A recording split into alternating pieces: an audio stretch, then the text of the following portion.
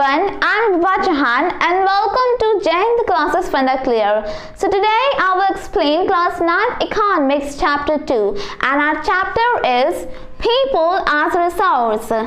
So people as resource. Now in the previous chapter we had seen about the human capital a little bit and had left its whole part for this chapter. So in this chapter we are going to discuss about human capital formation, different investments of it and from different perspectives. Now as all of you know that this people as resource chapter is an effort, or you could say that a very big effort to explain that the population is an asset, not a liability. So as all of you know that we are not a liability. The people, the population of our country is not a liability. We have to consider it as an asset, and they can be more productive, they can be more skilled by the investments made in the fields of education and healthcare and many more fields. So you could say that we have to train them and then they would become an asset, but if not then they may become a liability. So in this chapter we are going to discuss about people as resource. Now as all of you know that the population is also a resource and that is called as human resource, as all of you have studied about it. So human resource, as all of you know, that is a resource that we are, and this resource can further be developed by investments in education and healthcare, and that would be called as human capital formation. So we have formed the human capital. So you could say that this human capital formation is also productive as a physical capital investment, physical capital formation. So you could say that human capital formation is also very productive because as all of you know that human resources are the superior to all other resources. Why is it so? Let's take an example. For example, you could say that just think about it, if there is gold ore, but if you don't have any knowledge about it, if you don't have any skill, if there is not any human resource, then what would happen? We would not know that it is gold, very precious gold that is very expensive, you could say. And even if you know about it, if you don't have any skill to extract it, then would the gold have its value? No, it wouldn't have. So you could say that all the other resources have their value because of us, the human resources. So the human resources are superior to all other resources. And in this chapter we are going to be focused on the human resource, human capital, not human resource, but we will discuss about human capital. As all of you know that human capital, that is very important, that is a very important factor of production as well, and thus will create a very good gross national product. This gross national product thus will further increase the economy, and then our country would be prosperous, you could say. So you could say that human capital, that is very important for our economy as well, by a direct or indirect way too. Now you know what, that there are some examples of human capital formation as well. Now you have studied about the Green Revolution. In the last chapter we had studied about the Green Revolution, and this Green Revolution was from the technologies that had to be brought in the fields, in the farming field. So you know what, that many machineries and many new kinds of technologies were introduced in the fields of farming, in the fields of agriculture, and that was, you could say that, for its resource, for its empowerment. But now there was IT revolution as well. Now this IT revolution's main focus was to train many skills to youth of India. You could say that it trained many people, different kind of IT informations. Now here IT means information technology. So this IT information, different kind of skills of IT, different kind of computer programs and many more things. Many people were trained. So that was the human capital formation that was made through investments in the fields, or you could say that in the fields through education or healthcare. Now you know what, that for more production you need better educated people as well as healthy people too. Now here you know what, that these people will enhance their own income as well as bring good things to society as well. Like for example, if there is a person who is educated and healthy as well, and he has having a very good income, now he would increase the economy of India as well, and he would bring changes to the society as well in the mindsets of the people, the stereotypes of the people that will be changed by it. So you could say that human capital formation is very important, productive. Now here one of the things is that what we do is that we only see the negative side of our population, that is bringing house facilities, bringing water facilities, different kind of public facilities, food security and many more things. But there is one good side of population as well, that is human capital formation. They can be trained. We have to make a little effort of investment, and then they can be trained and can become a human capital, and then will enhance the economy of our country. So that could be possible as well. Now you might have been thinking about it. We will discuss later in this chapter all of these things. So you could say that our main focus will be on the human capital. Now before starting with our first topic, let's discuss two stories that are given, and on the basis of what we will discuss some of the perspectives of our human capital. Now the story of two friends are given. Now two friends are Sakal and Vilas.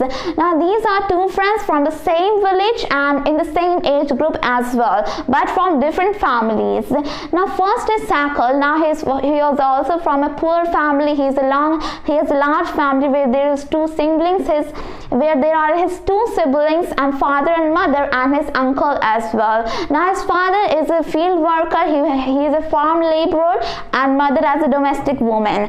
Now their main focus was that his parents' main focus was his study. Now he sent him there, his parents sent him to the school, good education, and provided him with hygiene, provided him with good health facilities as well. Now his parents focused on his studies the most. Now he studied at his school and also taught his siblings as well. So you could say that, and after that he went to the university and became an agro-scientist. Now he became an agro-scientist, and after that what happened was that he invented a different kind of good quality plug, and then held a very good measure of yield in the field. So you could say that by his invention he was popular though, and had a good salary as well. He became employed and had a good salary, good life now because of his education and you could say healthcare. So you could say that this was made by his parents. This investment in education and healthcare was made by his parents, and that's why he had become a very good man. And now on the other hand, there was a story of Vilas. Now Vilas, whose father had died when he was 2 or 1, and his mother was selling fish in the markets. Now she was on very low income, and that's why she was not focusing on the study of his child. Now you could say that Vilas also did not want to study in the school, and that's why when he grew up also he had some medical problem as well. He had disease and he could not go to the hospital as well, to a good hospital as well, because he was poor. And after that when he grew up he also had to do the same work as his mother used to do. Now he would also sell the fishes in the market and would earn a very low income. So you could say that those two friends from the same village, from the same status, but now and after many years what is happening? Now on the first hand, this Sakal has grown up, has become a very rich man, but on the second hand, Vilas, who did not have any investments on his study, on his education, on his healthcare, and had become the same as he used to be, just as his mother. Now from these two stories, what you have to understand, the main focus here is that you don't have to remember the names of those two persons or their family members. You just have to remember the facts of these stories. That is, that we have have to make investments to better train the people for more and more production of a country. Now after that, you could say that whenever there is a child and you have to invest on him, on his education, health facilities and many other facilities. And after that, we could say that only by the investments through education and healthcare, there would be human capital formation. And after that, more and more productive population of a country. So that has to be made. Now there are two concepts of virtuous cycle and vicious cycle. Now virtuous cycle, what do you mean by virtuous cycle? Let's discuss. Now this virtuous cycle means that, like for example, if there is a family where the parents are educated and have the knowledge of hygiene, nutritional things and healthcare, and what they would do, that they would focus on their children's education, healthcare, hygiene as well, and that's why when that child grows up, he would also become a very good man, a very prosperous man, and when he marries and when there is his children, there will be his children, and after that he would also give the same teachings to his children about better hygiene, about better education, and that will be continued as a cycle. Now you know what, that by family to family, by generation to generations, if they are educated, they will become more and more prosperous. So that would be the formation of a virtuous cycle where there will be virtuosity, you could say. On the other hand, there is a vicious cycle. Now this vicious cycle, what do you mean by that? Let's discuss.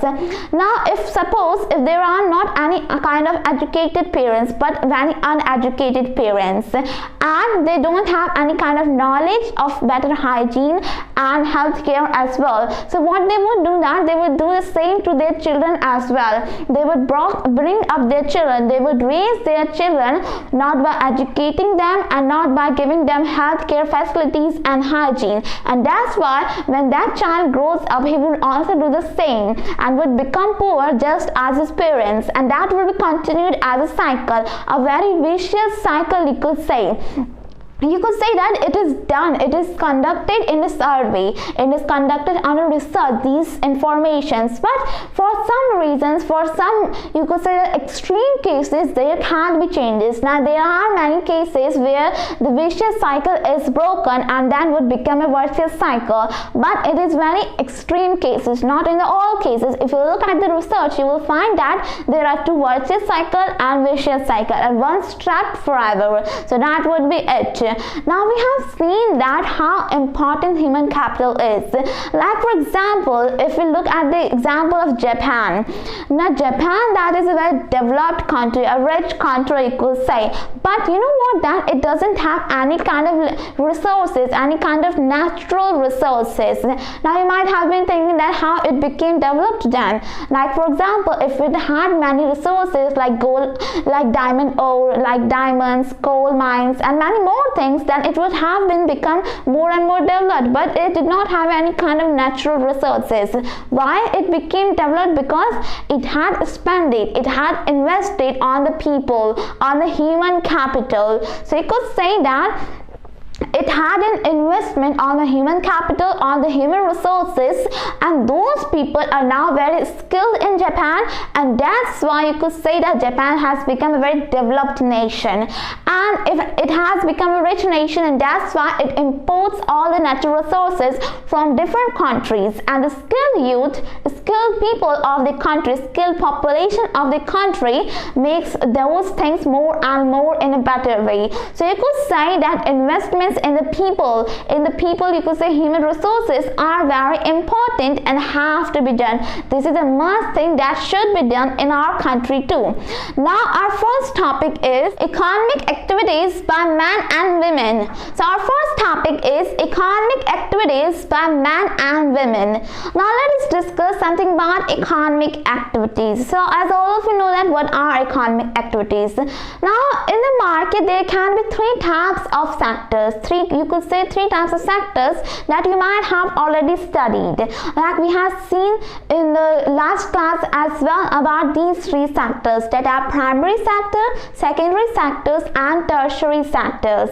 Now primary sectors include all kind of agriculture, farming, mining, quarrying, forestry, animal husbandry, and all these first things that are related to natural resources.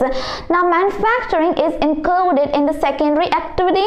Now you know what, that the processing of anything or manufacturing of anything is included in the secondary sector. And now last is tertiary sector, that is also called as service sector. Now tertiary sector are those who connect the primary and secondary services, like for example communication, tourism, banking, insurance services, and all those, you know what, that all those are tertiary activities. Like for example, if there is a tomato that is grown, so if it is grown, it would be in the primary sector. But if it is made into a ketchup for profitable reason, for you know that for beneficial reason, for a reason of selling it in the market, then it will be considered it into a secondary sector for you are manufacturing it into a ketchup. And after that, you know that from farm to that factory it has to go, and where you need transportation, so that would be tertiary sector. So these are the three sectors. Now these three are known as economic activities. All those activities, animal husbandry and all those are known as economic activities and also called as market activities. So these are all those economic activities which enhance the national product of our country, the national income of our country, and thus would enhance the economy of our country. But there are non-market activities as well, non-economic activities as well, like that are for self-consumption. You know what, that if there is farming, you have produced something, but for self-consumption, that would not be counted as an economic activity because you have produced it for your self-consumption, and that's why it will be called as non-economic activity, non-market activity as well. So those are the, you could say, the criteria of economic activities. Now these are the economic activities where we need productive population, where we need human capital population. But you know what, that for historical reason, from a long history in India and culture in India, there is always differentiation between men and women. Like this topic says that economic activities by men and women. So we have understood the part economic activities. Now what do you mean by men and women? So you know what, that from a long history in India, for historical purposes and cultural purposes, there have been always differentiation between men and women. Like for example, we have seen the story of Chauhan. Now there his mother was doing all domestic chores, washing clothes, utensils, cleaning, washing, mopping the floor, and all decorating the house and all those things, all those domestic chores. But those domestic chores are not recognized as for the national income of our country. Have you ever seen that your mother is asking for money that she has done your domestic chore? Have you ever seen your mother asking for money if she is washing her clothes or doing mopping, washing the house? No, never. So that is not recognized as the national income, but because those are not recognized by us, those works are, you could say, that are kind of fixed for those women. But if you have a maid who is coming to your house to do all the domestic chores, then definitely you will have to pay. So you could say that those works that are done by the women of their domestic chores are not recognized by the national income. On the other hand, the mother of Vibha, that was doing, that was selling fish in the markets, had entered into the area of labor, and that's why she was paid. So you could say that she had entered the area of labors, and that's why she was paid. But you know what, that here the main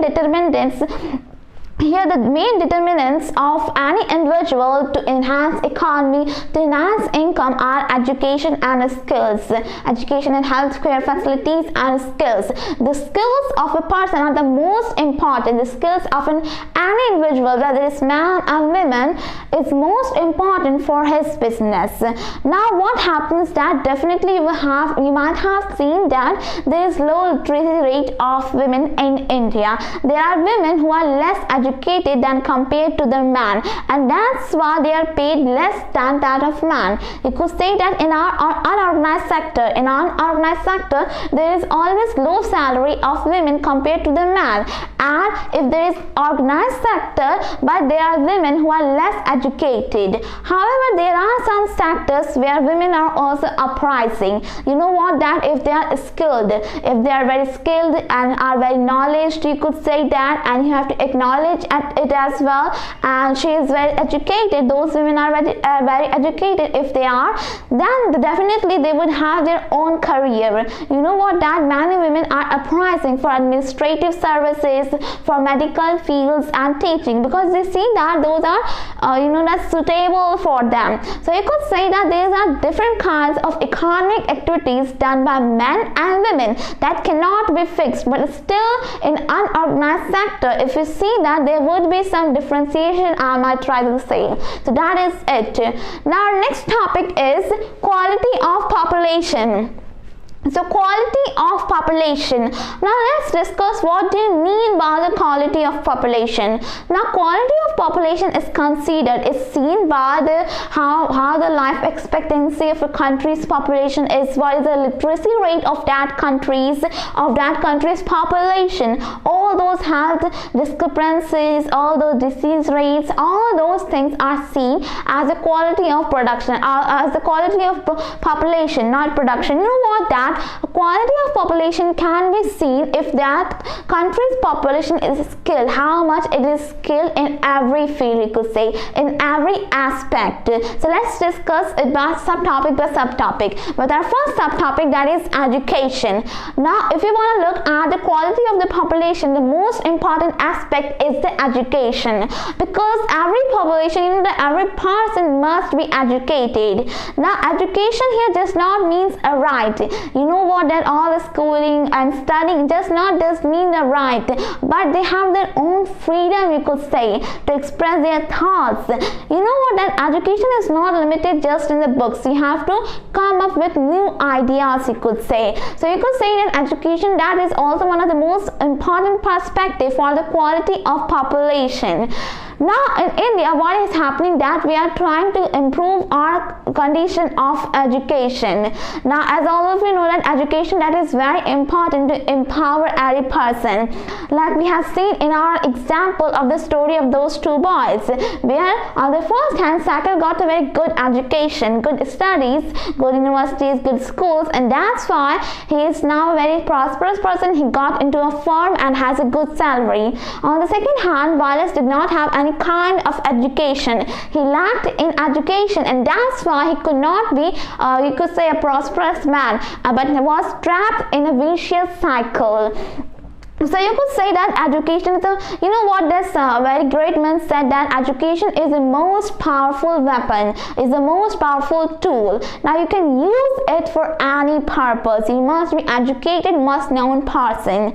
Now in India, what is happening, that many schools, new skills are being built. You might have heard about Navodaya Vidyalaya, not Navodaya, but Navodaya Vidyalaya, that are built in every district, that are being built in every district of India. So those are Navodaya Vidyalaya that are being built, and there are many more schools, colleges, universities that are being built. And you know what, that the first plan of India, because earlier you know what, that there was 5-year plans, and that is now you know that its name is changed, it is renamed.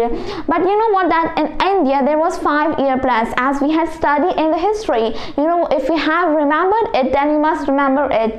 So 5-year plans were made for every upcoming 5 years about all the economy of our India. So in that first year plan, there was only the expenditure of 151 crore for the education in India, but that has increased to 3,700, you know that more around, you know what, that around 3,800 crores on education on the 11th plan. So you could say that has been increased way too much, and that must be increased, because without education nothing can be done. You cannot ask for a good, productive, skilled people in India, population in India, without providing any facility of education. You know know what, that we have to provide, and I would rather say that it is very less amount, because just see the population of India. You know that a very big population in India, and have to provide education to every person. That is, the basic education must be there to every citizen of India. So you could say that for economic purpose and for all purposes, education is the most important. And what you need is that there must be some expenditures, some investment on education as well. Like just as I've said that in the 11th plan there was around 3,800 crores on this investment was on the education, and the percentage of expenditure in GDP of education has increased from 0.64% in 1951 to 3.0% in around 2014. So you could say that has increased to 0.64% to 3%, but still it is very less compared to the other developed countries. You know that this percentage is about 15% in developed nations, so you have to consider it as well. And there has been increasing in the number of colleges, universities and schools as well. So those are the benefits, you could say, that have been provided. But still there are negative sides as well. You know what, that there are many schools that are being built, many in the number of thousands, but still we need quality of education. If you are providing education, then there must be a quality of it as well. Like for example, if I say that there are many schools that are being built, but there are high dropout rates as well. Many students, many kids are leaving their school after having been admitted in that school, they are leaving that school. So there are high dropout rates, and you know what, that there is very poor quality of education as well. So that has to be considered as well. And for that there are many schemes for challenging, with this high dropout rates, because you know what, that there are schools, but there are still very poor families that cannot afford to send their children to schools because of their poverty. And that's why there are many schemes that have been introduced in our country for more and more students getting to the school, reaching to the schools for basic citizens, for basic education. Now one of the most successful scheme, that was midday scheme. Now this midday scheme, as from the name you can suggest it what it is. Now it was, you could say, one of the most successful scheme that was introduced in India. Now this midday scheme, what happened was that in the public school, not in private school, because those facilities were provided by the government of India. So in those public schools, what happened, that whenever children go to their schools, there was one time lunch, you could say one time meal that was provided for free. So the lunch for the children was provided for the free in the school. So many poor people started to send their children to their schools. Why it is so? Because they were poor, they were already challenging with poverty, and that's why they wanted a good quality of food as well, food security, and that's why they were sending their kids to the school so that they could get a very good meal. And in the shadow of this, they would study in the schools as well. So that was being done in India, and many other schemes that are introduced for the purpose of education in India. So you could say that has been done in India, and many other schemes, like you have seen about the Sarv Shiksha Abhiyan that was introduced also in India. So that was a campaign that was for every children must be educated. So you have to see that there are not just education studies, you could say that in the books. Now there have been schemes for vocational studies as well. Now many schemes, according to this, what happens is that you don't just get education from the books, but vocational schemes as well. That means in those schools you will be taught some other skills as well, not just from the books, but other skills about other businesses as well. So you must be taught. It is not that you will be educated but you don't have any skill. So you must have some vocational study as well, and that's why many vocational schemes have been introduced, vocational schools have been introduced, and school campus and many more things, backup school schemes, many more schemes have been introduced for the purpose of education. But there are still many things that have to be considered. Like for example, you might have seen it in your daily life as well. Like for example, there is differentiation between the literacy rate between men and women, between the rural population and urban population. You know what, that 16.6%, the literacy rate of man is more than 16.6% than women, you could say, and it is 16.1% between urban and rural areas. So you could say that literacy rate has been brought equally among all people in India. But there are still benefits from the schemes, from different types of acts for education in India that has increased the literacy rate in India. That was 18% earlier, but now has increased around 76%. So you could say that has also been done in India. But still we have to consider negative points as well. Like just as I said that there are differentiation between the literacy rate as well.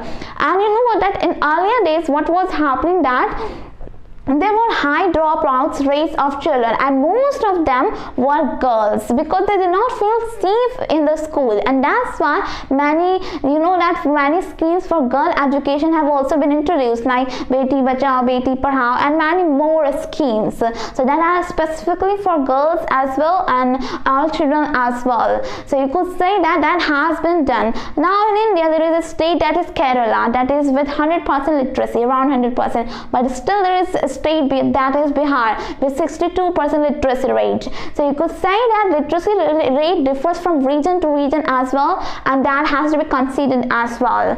Now our next subtopic is health. Now our next subtopic is health. Now just as I said that first perspective of our quality of population is education. Now next is health. Now just think about it, if there is a factory and all people are skilled as well, all workers are skilled, educated, you could say, but what if all of them gets diseases just by in 1 day, 2 days, on alternate days?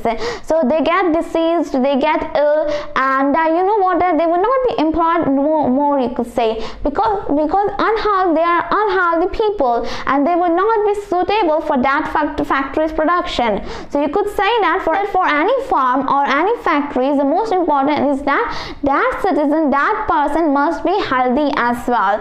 He or she should not be very ill, you could say. So health, that is also one of the most important perspective of our quality of production, of our quality of population. Now health care in India, if I say in simple terms, there have been many improvement for health care in India as well. Like for example, if we look at the life expectancy rate in India, that you could say that has increased to 67.4 or 67.5% in India. Now that is, you could say that is an average, not just you could say that how can a person live for 67.5 and that would happen. So you could say that the average life expectancy rate in India for every citizen for the population is 67.5 years, and that was earlier very low. That was at one time it was just 34 years. So that has increased because healthcare facilities. And you know that because of healthcare, the IMR rate, that is infant mortality rate, that has decreased as well. It should not increase but should decrease. Now earlier it was 157 and now it is 34. Now you know what an IMR, that means all those children who die. This rate is for those children who die less than 1 year. So those who have not even reached the age of 1 year have died but due to diseases or any other kind of ill factors or diseases, you could say, or bacteria. So that has to be considered, that has decreased as well, and it should decrease more and more because still it is not sufficient, you could say. No child must die because of health facilities in India. Now there are many more things that have been, like life expectancy rate as I've said, that has increased, and that means that self-esteem of people has also increased. The enthusiasm among the people of India also has increased. So you could say the people's longevity has also increased, and the crude birth rate has also decreased by 20%. Now birth rate, as all of you know, that number of people that have taken birth in per 1,000 people, but you might have been thinking that it has decreased, so what's good? But you know what, that earlier it was too much and it has decreased. That's good, because still 20% it has decreased. That means still there is very high birth rate in India. As you can see, the population of India, you could say that almost every day there is a child who is being born in any region of India. So you could say that it has decreased by 20%. That doesn't mean that the population will be affected or it is very bad factor. And at the same time, death rate has also decreased by 7%. So it has also decreased because the healthcare facilities have come up. So you could say that it has been come up because of healthcare facilities. Now there has been increasing in the number of that medical colleges, hospitals, CHC, now community hospital cares, and all of those have been increased. Private sector, in private as well as in public sector. So you could say that for health there are many purposes, there are many things that are being done. Like for example, as all of you know that earlier what was happening that there are many people who are dying because of many diseases, but now at present time there is still very less diseases. As we can see, they are suffering from the situation of COVID-19. Now in COVID-19, you could say that India is also very good inspiration for any other countries, because we have protected our people in a very good way. You could say you could say many people are vaccinated and many vaccinations are still being done, and you could say that are very good precautions. So you could say that for our purposes, healthcare facilities must be done and have been done in India. So that is it. Now next topic is unemployment. So unemployment, as all of you know that what unemployment means. Now unemployment means that people who are willing to work and are skilled as well on the wages don't have any work to do, don't have any job for them or occupation for them. So you could say that all those people who could be an asset for our country have become idle, have become liability for our country just because of this unemployment. Now you have to see that there would be a very intense impact if there is a very high unemployment in any country. Like you know what, that if there is very high unemployment, what would happen that there will be depressed economy. All of you know that if there is depressed economy, that would affect the country. And how is it so? Let's discuss. Now unemployment, all people who are sitting idle, who don't do work, who don't have any jobs, cannot be considered unemployment. Like for example, you are studying in 8th class and maybe around the age group of 14-15, or you could say 13-14, but you are not considered as unemployed because there is an age group that you know what, that all those people who are at the age of 0 to 15 or more than 65 years are not considered as unemployed. You know what, that those people are that younger people and the senior citizens are not considered as unemployed. Like for example, if we had looked at the situation of those two boys, you know what, that's Sakal and Wireless. Now Sakal had two siblings younger than him, and you know what, that those cannot be considered as unemployed. And his mother, she was less than 65 years and was more than 15 years, but what about her? Also she cannot be considered as unemployed because she did not have any potential to do work. work. She did not have any willing to do work. Just as I've said that unemployment means that people who are willing to work. If they are unwilling, then that's other matter. But that doesn't include that if you have very good study, you have graduate degree, you have become a PhD degree, but you are not doing any work. You are just sitting idle and have become a lazy person. Then you will be considered as unemployed because you do have potential, but you are not doing work.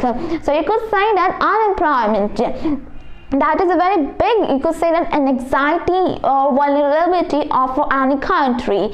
Now unemployment, as I've said, that those people between the age group of 0 to 15 and more than 65 years are not considered as unemployed, and they cannot be considered as employed too because they are not employed.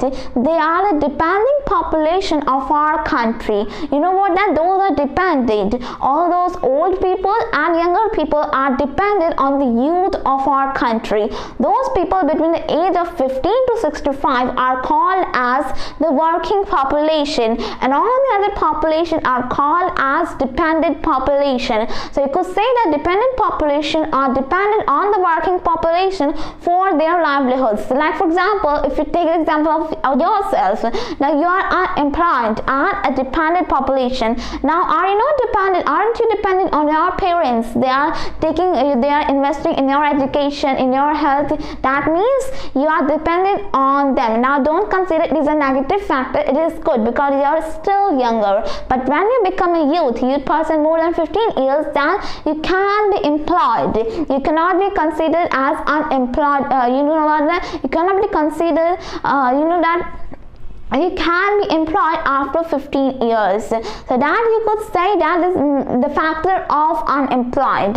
Now just think about it. If there is very high unemployment in our country, then what would happen? There would be more and more pressure on the working population. How would it be so? Because working population are already taking the investments, the expenditure of all those dependent population, but there are more and more dependent population, then there will be more and more pressure on the working population, and thus decrease the economy of our country, decrease the national income of our country.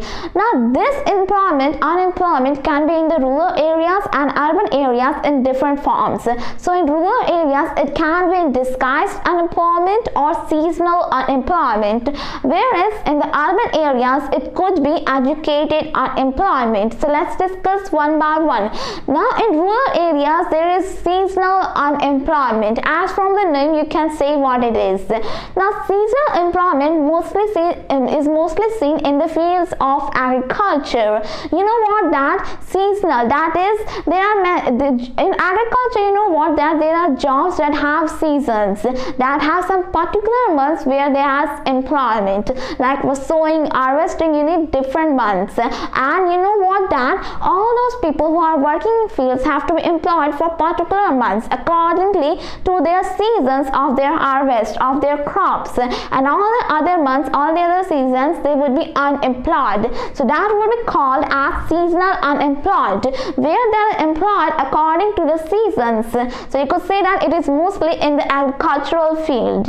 Now next is disguised unemployment. Now in disguised unemployment, you are employed but still you are unemployed. Like for example, you could say that it is also seen in the fields of agriculture and in any other fields. Now what happens that, let's suppose that if there is a land, and in that land 5 people are sufficient to work on that field, but still all the family members, all the 10 family members are working on that land, on that particular land, on that field. So they are working, but they are working, or those working of those 5 people will not have the produce, because in that land it is fixed that this amount of crop will be grown, this amount will be the produce. So you could say that the hard work, you could say that the working of those 5 people would be considered as nothing, because even if we take away them, even if we know that even if they are not working in that field, still there would be definitely the equal equal amount of crop, amount of yield produced. So that would not be counted. You could say that you're employed in a field but still you're unemployed, because you're just wasting your potential, you're just wasting your capacity. Now what you could do, but you're still doing less than that. So that is disguised unemployment. That is, it is unemployment but cannot be seen. It is disguised in a way. So that are mostly seen in the rural areas, but in urban areas there is educated unemployment, and you could say that it is a very big anxiety among the youth of India. Now this educated unemployment means that you are a good qualified person. You have taken your graduate degree, postgraduate degree, matriculation degrees, and you have become, you are a qualified person. You can do any technical work or any computer programming or any other skillful work, but still you cannot find any job for it. You are a qualified person, but still you cannot have any job. No company is able to provide with you any job. So you could say that is called as educated unemployment.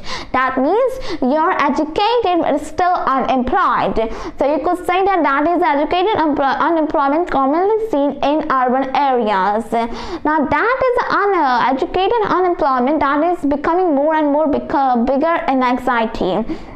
Now what is happening that, as you know what, as I've just said that if unemployment becomes more and more higher, then the potential of those people, those population of India would become a liability rather than an asset for India, because those people could be an asset if they had work, if they were employed, if they could do any work in any farm, but they are now just sitting, and that's why they have become liability. So you could say that because of this unemployment, population can become liability rather than an asset, or you could say a burden to our country. So you could say that every person must have his or her own work.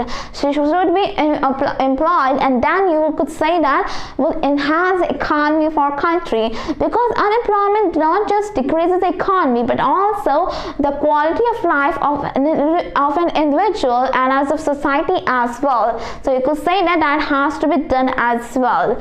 Now unemployment rates in India are low, you could say, are very low, but still they are disguised unemployment. You could say that many people are working for a very low wages that are compared for their potential. You know what, that there is a large competition, and that's why even people with a very large potential, even people with a very large, you could say, qualification are doing those kinds of works where they do not have that much wages. You know what, that if you walk on a street, you see any kind of cobbler, but have you ever thought that if you ask him to repair your shoes, what amount do you give him?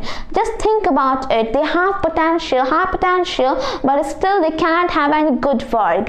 So you could say that unemployment is a very big anxiety for any development of the country, and that has to be dealt with as well. Now was the last chapter. That was the last topic of our chapter, but still in the end of our chapter there is a story given of a village, of showing that how the opportunities, how the human capital formation changed the situation of a village, of a society. Now there is a village and there are families, good prosperous families, and they are all doing their own work by themselves. Like for example, all families are doing work in their fields and have been stitching their clothes by themselves in that way. But there was still a family who sent their son to a school, and after that son became a scientist, you could say, and started many opportunities in the village as well. Now after seeing him, you have to consider that all other families will also be inspired, and that's why now people were starting to send their sons to schools, and girls as well, daughters as well. Now daughters, you know what, that daughters were now starting their stitching businesses of knitting clothes and many decorative things, and thus you could say that in the village many opportunities had come because of the education of healthcare, you could say human capital formation. So this is, you could say that this the end of this topic. Now in this chapter we have studied about the people people as a resource. We have seen that if we consider the people as a resource, they can become a good asset for our country. Now if you study about the asset of our population, that would be a very long book, you could say, a very big book with very many volumes, you could say. So you could say that people as a resource, that is very important effort to explain that the population is an asset, not liability. We don't have to consider it as a liability. And also in this chapter we have seen the quality of population, and we have seen about the education and health. Now we have seen the negative points as well, not just positive, because if you are seeing anything, if you are studying anything, you have to consider all the facts in positive as well as in negative way. Now we had seen that education, there are still in lack of education, and health as well. You know what, that in health, if there are many hospitals, big hospitals and medical colleges, but there are still, you know what, that most of them are located in just 4 states, that are Karnataka, Maharashtra, Andhra Pradesh, and one more Assam. You know what, that these 3 states. So you could say that these 3 states have the most number of medical colleges or hospitals, more healthcare facilities. And it's not just it, there are many more regions where most of our hospitals are located that may not be given in your book. So you could say that if there are positive things, there are negative things as well that have to be considered. But in short, in contrast, we could say that we have seen in this chapter about virtuous cycle, vicious cycle, people as resource, about health, education, about unemployment, a very big anxiety, you could say, among the youth, because if unemployment has been increased, now there would be rage among the people of India, and there would be rumors that would be spreading about unemployment. So that has to be considered it. So this is all about the chapter. I have discussed all topics and subtopics, and the remaining of these remaining chapters of this book will be covered in the further upcoming videos. So thank you very much.